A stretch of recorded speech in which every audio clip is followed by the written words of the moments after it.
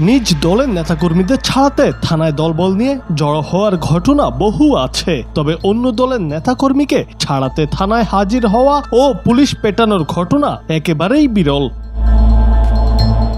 আওয়ামী লীগ নেতাকে ছাড়াতে না পেরে পুলিশকে মারধর করেছেন বিএনপির অঙ্গ সংগঠন স্বেচ্ছাসেবক দলের এক নেতা। পরে পুলিশ তাকে আটক করে। সোমবার রাতে নরসিংদী শিবপুর থানায় এই ঘটনা ঘটেছে।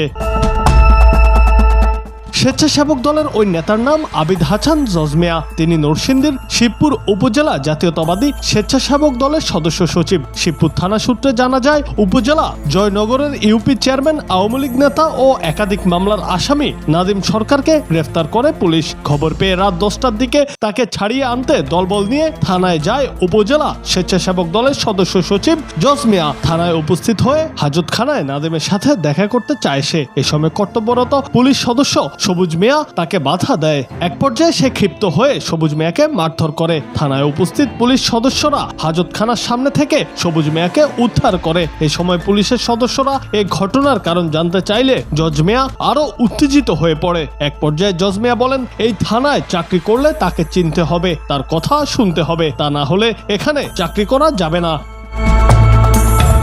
এক পর্যায়ে নাদিম সরকারকে ছেড়ে দেওয়ার জন্য হুমকিও দেয় জজ মিয়া। পরে তাৎক্ষণিকভাবে পুলিশ তাকে আটক করে ফেলে। এ ঘটনায় আহত সবুজ মিয়া বাদী হয়ে শিবপুর থানায় একটি হত্যা মামলা দায়েরের প্রস্তুতি নিচ্ছেন বলে জানা গেছে।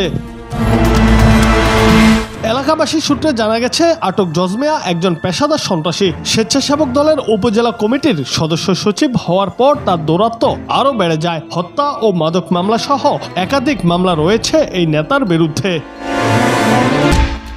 ঘটনার সত্যতা নিশ্চিত করেছেন শিবপুর থানার ওসি আফজাল হোসেন। তিনি বলেন, থানায় এসে কর্তব্যরত পুলিশ সদস্যকে শারীরিকভাবে লাঞ্ছিত ও সরকারি কাজে বাধা দেওয়ার ফলে তার বিরুদ্ধে মামলার প্রস্তুতি নিচ্ছে আহত কনস্টেবল সবুজ মিয়া।